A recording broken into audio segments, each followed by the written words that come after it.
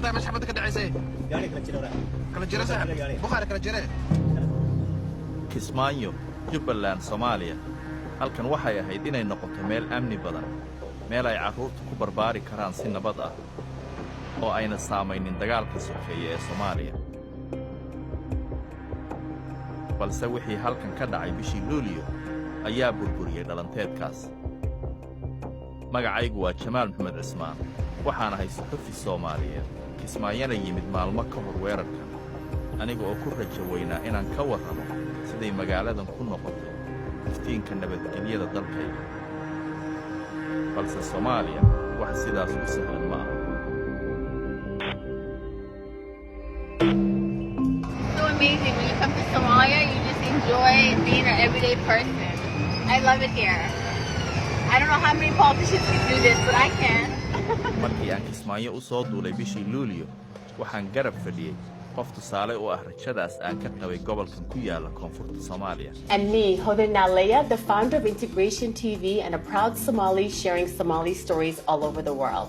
Hodan Nalaya waxay ahayd sidaydoo kale suxufiyad Soomaaliyeed iyadoo ku barbaartay Canada balse go'aansatay inay ku laabato dhulkii hooyo si ay u iftiimiso horumarka wanaagsan ee halka ka jira Hodan iyo kuwa badan oo kaleba waxaa dhiirigeliyay jawiga nabadeed ee Kismaayo magaaladan kama dhicin weerar weyn oo ay al-shabaab geysatay 7 sano ee la soo dhaafay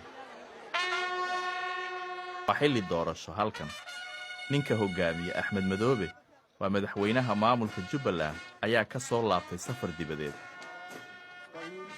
halkan waa laga jecel yahay maadaama uu dhaliyay bulsho xasiloon iyadoo uu jiro dagaalka al-shabaab kooxda islaamiyiinta ah ee ugu awood badan Afrika xulufana la ah al-qaacida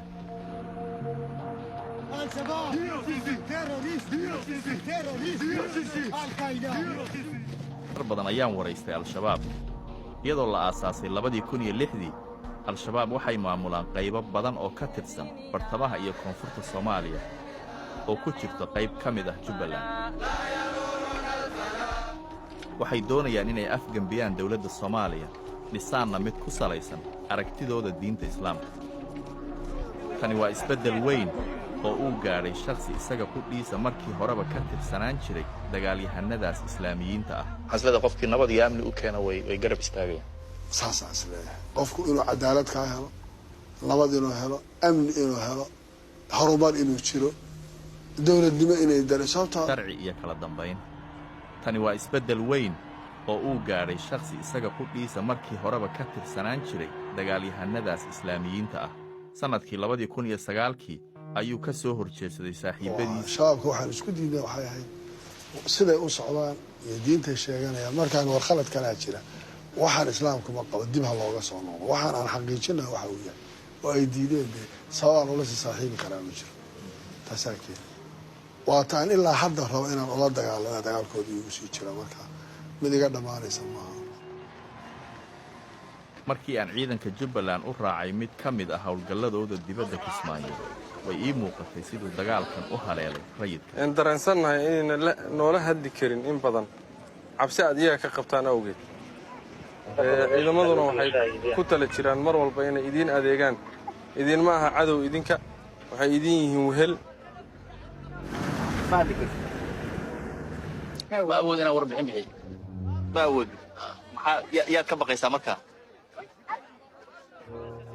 nafteedaan u baqayaa ciddaa ka baqaysa laakiin ma sheegi waa arrin adag in la sugo amniga goobaha miyiga sida halkan oo 50 kilomitir u jirta magaalada Kismaayo balse inaysan weerarro ka dhicin magaalada ayaa ka dhigan in qorshaha amniga ee Madoobe uu yahay mid shaqaynaya halkan waa xabsiga aadka loo ilaaliyo ee Kismaayo kaasoo lagu hayo kuwa ku eedaysan inay yihiin dagaalyahano al-shabaab qaarkood maxkamad lama soo taagin weli Ilyas wuxuu ku eedaysan yahay inuu dilay nin daaci al-shabaab ahaan jiray markii dambena kooxdaas ku hurmay maxaad ku gashay maxaa ku geeyey ma nolosha in kartaa ninku dhalinyaro markuu yahay sidiisaba kooxaha buluuniga waad aragtay ninba koox buu jecel yahay ninba koox buu aad u xiiseeya u daneeya hadda marka waddanka sidiisaba laba dagaal baa ka jirta ima dawladda iyo ima shabaab wax kale u dhexeeya ma jiro balse dadka qaar ayaa beddela dhinaca ay la jiraan. waxaan waa unug aad u tababaran oo ka kooban kuwa horay u ahaa dagaalyahanno al-shabaab. waxaan ula kulmay si aan u ogaado sababta ay uga hor yimaadeen saaxiibbadoodii hore.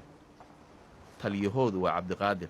annaga kaskeenna isku geyne annagaana codsana inaana meeshaan fadhanno oo waddankeenna odogu ka qabanno. lanama qasbin. waalid iyo annaga maba kulmi jirin. xaasna weligii hataa ma shukaansan jirin. aan ka xishoon jiray. laakiin inta markaa imaaday waa wareereebbo. maanta cabdiqaadir waa fasax, waxaana uu u jihaystay dhanka gurigiisa si uu u soo arko qoyskiisa, isagoo wada nacnac iyo kubad cusub oo uu carruurta u soo gaday. xaaska cabdiqaadir way ku faraxsan tahay inuu ninkeedu u soo wareegay dhanka dawladda. isbeddel weyn aan ku arkay shabaab markuu la shaqayn jiray hadda dawladdii markuu shaqaynaya dawladda markuu shaqaynayo maasha Allah tahay shabaabta dhib aan ku qabnay 7 bilood 8 bilood maqnaana duurku ku jira dagaal uu aaday kun shilin lagu musiinay biil ilmaha malahan rafaad. waa maalin jimco ah, madaxweynuhuna wuxuu ka qayb gelayaa salaada. اللهم اجعل بلدتنا هذه آمنة مطمئنة وسائر بلاد المسلمين. annaga oo duubayna qoysas ku damaashaadaya xeebta ayaan maqalnay jug weyn. kadibna carruurta waxa ay bilaabeen inay kala cararaan iyagoo muujinaya cabsi kuna dhawaaqaya qarax qarax. isla markaas waxaa meesha ka baxay 7 sano oo ay Kismaayo ku naaloonaysay amni iyo xasilooni. muuqaalkani waa qaraxii oo ay CCTV-du qabatay.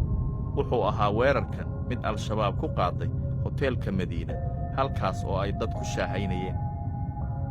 qof isqarxinaya ayaa gaari qarax ka buuxo ku dhuftay albaabka hoteelka. qadar yar kadib markii sawirradan la qabtay, 3 nin oo hubaysan oo al-shabaab ka tirsan ayaa gudaha u galay hoteelka. dibna waxaa bilowday gumaadka. sawirqaadahanaga ayaa u orday jihadii xabadda iyo qaraxa miinada aan ka maqalnay, isaga oo ay weheliyaan darawalka iyo waardiyihii nala socday. mid kala dhacay hayna عليه محمد انت نظام نجاو كسرنا ودو ku socdaa meesha xabadda ka dhacaysay gaari kala jira kala jira sax bukhari kala jira waraga fragok. dagaalkii dhex maray raggii al-shabaab ka tirsanaa iyo ciidamada dawladda ayaa qaatay 12 saacadood. waxaa ku dhintay 26 qof, 56 kalena oo ay ku dhaawacmeen. 3 ka mid ah kuwii weerarka geystay ayaa iyaguna ku dhintay, midna nolosha ayaa lagu qabtay. mid ka mid ah dadkii ku dhintay waxay ahayd gabadhii aan diyaaradda kula kulmay Hodan Naaleeye oo xaamilo ahayd xilligaas, waxayna ka tagtay 2 wiil. ummadda Soomaaliyeedna kulligood aan leeyahay sabiriibaan Allah idinka siiyo. aanan u ducayno. Assalaamu calaykum waraxmatullaahi wabarakaatu. weerarka ayaa wax weyn u dhimay wax kasta oo uu madaxweyne Madoobe ka shaqeeyey. waxaa hoos u dhacay awooddiisii maamul. waa argagaxday, dadkii waa kala yaacay, waxaan u baranay maaha. marka cid walba aqli leh way ka dareemi karaan, way ka dhaadhacsan tahay wax bulshada khalkhal lagu gelinayo ama dib u dhac saameyn Jubbaland ay ku yeelanayso inay qof walba uu dareemi karaa. laakiin alxamdulillah halkeeda ka soconaysa insha Allah. waxaan Kismaayo u aaday inaan ifiyo nabadda iyo horumarka ka jira Soomaaliya, balse waxaan ka soo noqday aniga oo gaaray gunaanad kale. Hodan Naaleeye waxay rajaynaysaa inay aragto Soomaaliya oo dhan oo ku midowda nabad. waxay ila tahay riyadaas inay la dhimato iyada. muxuu noqon mustaqbalka dalkayga uu dhiigu ku daadanayo?